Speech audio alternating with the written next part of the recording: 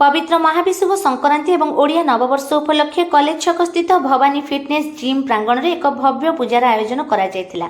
एथिरे 80 रु ऊर्ध्व सदस्य द यूथ कर्मकर्ता सह स्थानीय विशिष्ट व्यक्तिविशेष योगदान करथिले। उपस्थित जनसाधारण को जिम तरफ छतुआ और पणा प्रसाद सदृश बंटन करा जायतिला। भवानी फिटनेस प्रतिष्ठाता भवानी शंकर जनवरी 1 को नववर्ष रूपे पालन न करी पणा संक्रांति को उत्साह सह पालन करने को मंतव्य रखिथिले।